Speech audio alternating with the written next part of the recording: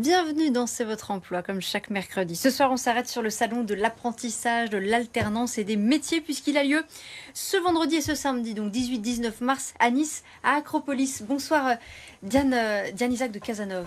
Bonsoir. Vous êtes responsable du salon de l'apprentissage.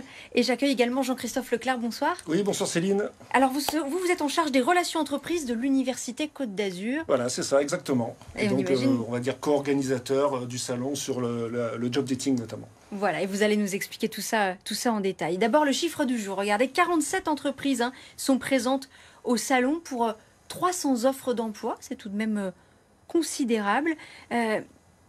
D'abord, à qui ça s'adresse, tout simplement, ce salon de l'apprentissage? Alors, ce salon s'adresse à tous les étudiants qui souhaitent donc poursuivre leurs études, que ce soit des élèves qui sont en 3e, donc de CAP, à Bac+5. Donc, on peut avoir entamé d'assez longues études et se lancer dans un apprentissage ou une alternance. Tout à fait. C'est pas forcément incompatible. Il y a des idées reçues aussi sur l'apprentissage, sur ces filières qu'il faut aussi combattre parfois. C'est aussi le but d'un rendez-vous comme celui-ci. Alors, il y a quelques années, effectivement, l'alternance était considérée comme une voie un petit peu de sortie pour les élèves de 3e, ce qui n'est plus du tout le cas aujourd'hui, puisque de plus en plus d'établissements proposent des formations en alternance pour toute ou partie de leur programme. Et l'alternance s'adresse à la fois donc à des élèves de 3e, à des élèves de terminale, de première, qui ont 2 ans d'études, voire 3 ans d'études, voire 5 ans d'études. Alors, quel métier on trouve au salon de l'alternance, au salon de l'apprentissage? Alors, on trouve tout type de métiers dans tous les secteurs. Voilà, c'est ça, si je peux reprendre. Oui, je vous en prie. Donc on a une cinquantaine d'entreprises qui seront présentes vendredi et on est une université pluridisciplinaire, donc on essaye qu'il y ait une représentation aussi de l'ensemble des secteurs d'activité de la Côte d'Azur. Donc on va retrouver en fait des entreprises de tout type, de toute taille et surtout avec des offres très diverses. Vous avez parlé tout à l'heure de 300 offres, évidemment il y en aura dans tous les domaines, dans tous les secteurs. Mais pour ce qui concerne le job dating, on sera plutôt sur du niveau cadre intermédiaire technicien, c'est-à-dire Bac+3 ou Bac+5. Oui, justement, parce que l'université aussi est concernée par ces filières. On en propose beaucoup à l'Université Côte d'Azur. Oui, et de plus en plus. C'est vrai que depuis environ 5 ans, on a vraiment augmenté nos filières en apprentissage. On a une augmentation pratiquement de 65%. On est passé de 700 alternants à 2000 en l'espace de 5 ans. Donc on a à peu près une dizaine d'ouvertures de sessions d'apprentissage chaque année. Et c'est vrai que l'intérêt aussi de tout ça, c'est qu'à un moment, l'entreprise, on la rapproche le plus facilement de l'étudiant ou du lycéen. Et c'est pour ça que c'est très important aussi pour nous dans la stratégie de l'université de faire ce type d'événement pour oui, et puis favoriser longtemps, l'université a eu l'image d'être déconnectée du monde de l'entreprise. Aujourd'hui, les ponts, ça y est, oui, je ne vous cache pas, vous avez raison, tout à fait. C'est vrai, on a globalement changé. C'est vrai que la demande sociale était très forte, notamment sur les salons, où les lycéens et les parents qui venaient à notre rencontre voulaient bien nous confier leurs enfants, mais à condition qu'on leur trouve un travail. Ça, on l'a senti vraiment ces 10 dernières années. Et c'est ça qui nous a permis justement de nous rapprocher de structures comme le CFA. Et c'est le CFA aussi qui anime et qui organise ces formations d'alternance. Centre de formation pour adultes. Voilà, d'apprentissage. Centre de formation d'apprentissage. Exactement, qui nous a permis aussi de nous structurer, nous permettre de proposer une offre de formation aujourd'hui qui développe, qui favorise énormément l'insertion professionnelle. C'est un rendez-vous important aussi pour des jeunes qui ne savent peut-être pas à quelle orientation ils se destinent aussi. Oui, tout à fait. C'est un rendez-vous très important également pour eux. Le salon est fait pour eux et les salons de l'étudiant en général sont faits pour eux. Donc, ce qu'on leur conseille dans ces cas-là, c'est de préparer en amont leur visite, d'aller voir un petit peu la liste des exposants. Ah, il faut bosser avant? Un tout petit peu, mais ça vaut le coup puisque ça permet d'avoir un parcours de visite sur mesure. Donc, d'aller consulter la liste des exposants présents, des écoles, également des entreprises, et puis également de regarder le programme des conférences, puisque les experts de l'étudiant vont animer des conférences au cours de ces 2 jours. Ah, il y a aussi des conférences. Alors, qu'est-ce qui s'y passe? Qu'est-ce qu'on y trouve? Alors, dans ces conférences, on va parler d'alternance, on va parler d'apprentissage quand on est en 3e, on va également donner des conseils pour bien rédiger son CV, comment trouver son entreprise, pour ensuite aller à la rencontre des entreprises présentes sur le job dating. C'est aussi l'occasion de pouvoir poser des questions sur certaines filières, sur certains cursus. Tout à fait. C'est vraiment l'occasion d'échanger avec les experts de l'étudiant sur l'ensemble de ces cursus, de ces filières. Voilà. Est-ce que vous diriez qu'aujourd'hui l'apprentissage a la cote? Oui, complètement. L'apprentissage est une voie d'excellence. Elle n'a que des atouts, puisque le jeune qui va suivre une formation en alternance va pouvoir bénéficier d'une double formation, à la fois théorique et pratique. Sa formation va être prise en charge par l'entreprise. Il va également bénéficier d'un statut de salarié.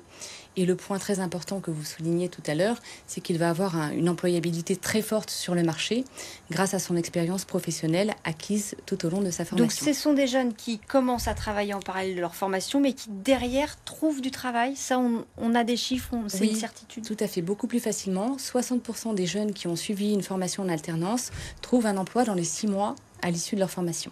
Ce sont aussi des profils qui intéressent les entreprises? Complètement, puisque les entreprises qui les recrutent en alternance vont parfois les recruter en CDI ou en CDD, puisqu'elles auront pu les former à leur méthode, ce qui est un véritable atout et un gain de temps pour que le salarié soit opérationnel de suite. Voilà, et pour vous citer un exemple, on n'a absolument pas eu de mal à mobiliser les entreprises sur ce salon. On en a une 50aine, on aurait pu en faire venir plus.